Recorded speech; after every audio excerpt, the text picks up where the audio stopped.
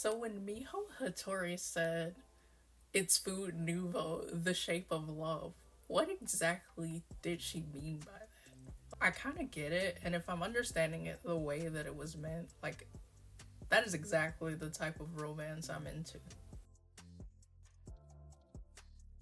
Hello, everyone. If you are unfamiliar, my name is Melly, or Michelle Rivera, as my pen name will tell you, and I write books.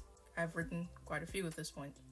You may have seen them somewhere at some point. Most of them are adventure books because adventure is also kind of the genre of video game I enjoy most, and video games have always been a very large part of my hobbies, my personality. Pretty much reference Final Fantasy everywhere I go, and I am aware that it probably gets annoying. Recently, I wrote my first romance. Technically, I have two romances out, but I'm gonna be referring to the first one I ever wrote because it was marketed as an asexual romance.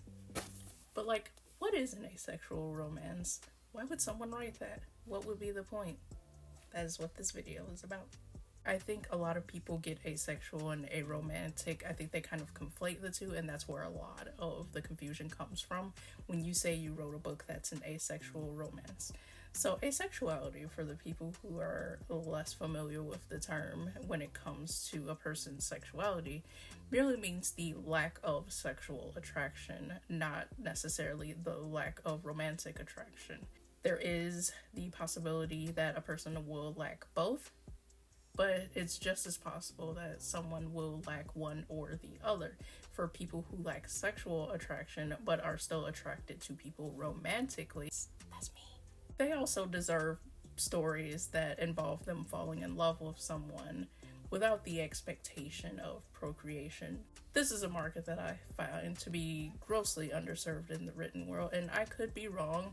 I did make a video on TikTok a long time ago asking for asexual romance books. I am gonna eventually get through to reading those, and hopefully there are even more that I have yet to discover.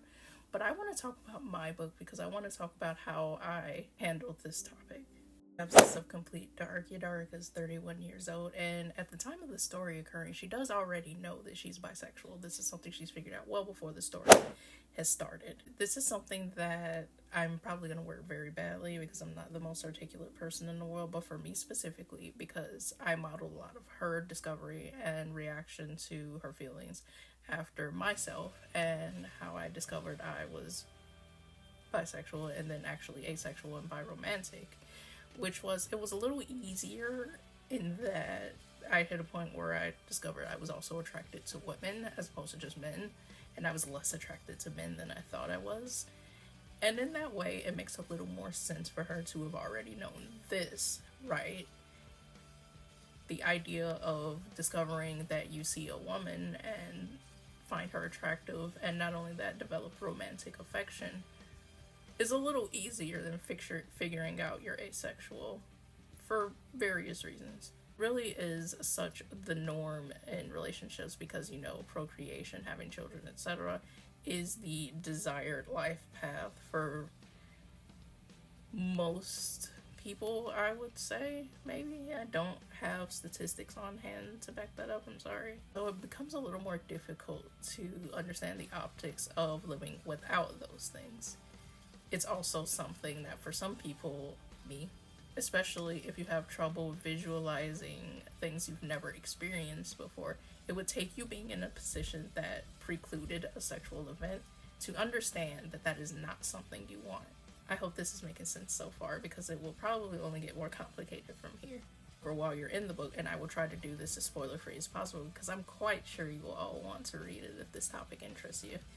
You learn quite early on in the book that there have been situations where Yadark has had to ponder being in a sexual situation because while she's never been in a relationship, she has been in situations. I hate how often I am saying situations. She's had moments with other people where it felt like that was where it was going to lead, and that this has caused her to panic, to be afraid, to be disgusted, and not know what that means. And she chalks this up to her youth and experience, because at the time that she's reminiscing to, she's about 21 years old, which sounds a little older for some people, but some of us are late bloomers. I wouldn't be able to authentically write someone who discovered themselves earlier than that. This is also something that she's unable to balance against the lives of her peers, because for one thing, she doesn't have a lot of friends, but with the friends she does have, she's afraid, because in the past where she's confided this to people, she's been made fun of or her problems have been minimized, so there isn't really a point of reference for her to use. There's never been anyone in her life that's been asexual to be like, hey, maybe this is what's happening to you. And that hit home.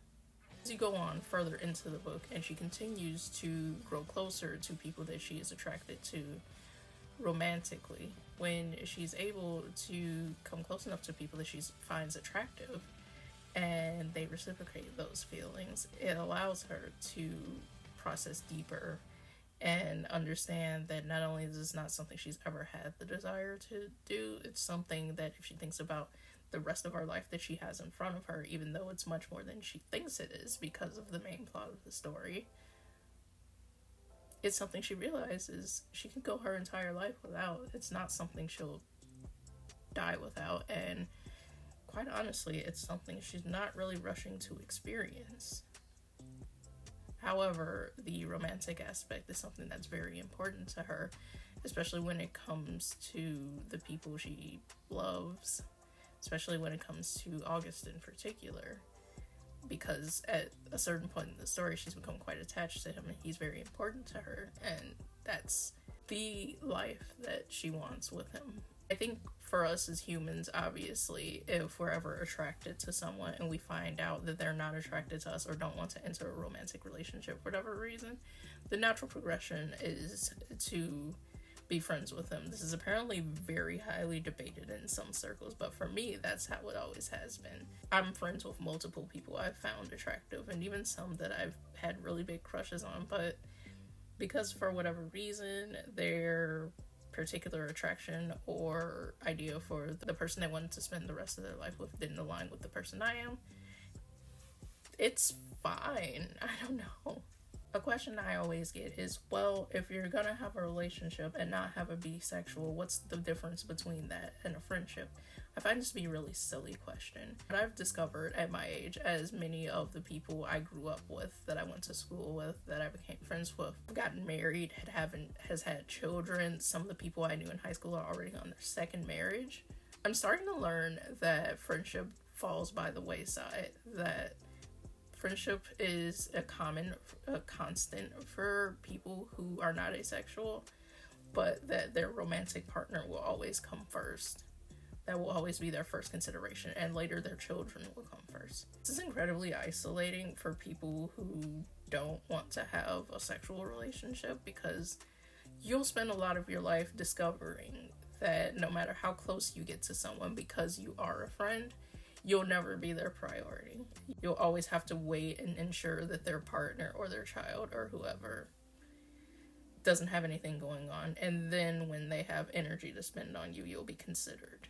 Also, because there is that aspect of still being romantically attracted to someone, there are still people, for me specifically, that, I want to be close to. I want to be able to be their priority, and I want to be able to, cuddle on the couch with them, have kisses, go on dates. And I don't think that this is something that should preclude a sexual nature. And I'll probably get people to be like, well, you can do that with friends, but that's not, for me, how my brain works. I'm not a very touchy person. I rarely touch my friends unless it's like a nudge, or like, if they'll need a hug, I'll give them a hug. But I feel like there are certain manners of touch that are far too intimate for a friend, especially given that, kind of second place at best nature that friendship takes on in your later years. I hate that I just call early 30s my later years. That is not what I meant. That is not what I meant. I am so sorry. I've met a lot of people in my life, but that's not something, I don't think I've ever met anyone who agreed with me about having that type of vision for their life in the long term. So, on the off chance that these people do exist and I've just never met them, I wrote a book for us. the type of people who just want someone to be close to at the end of the day that they don't have to wait for access to. I suppose that's not the best way to say it either, because that view kind of sounds like you're viewing them as a utility. It's very difficult to explain this dynamic to people who don't feel this way, but I kind of get the feeling that people who do feel this way, or a way that's very similar to it, will understand what I mean when I try to articulate this. In conclusion, I guess if you are an asexual, non-aromantic person who is dying for to see yourself represented in fiction, or if you're a person who isn't and is just curious about how this dynamic may work, it'd be a great idea for you to pick up The Absence of Complete Dark. It is $17.95 on Amazon, my website, wherever books are sold. Sometimes I do events in person, usually in the Midwest US. I live in the Chicago area, so I do events in that general space. I would love to have you read it and share your thoughts. Even if you think it's a 1 star, you can rip me apart. I just like being perceived.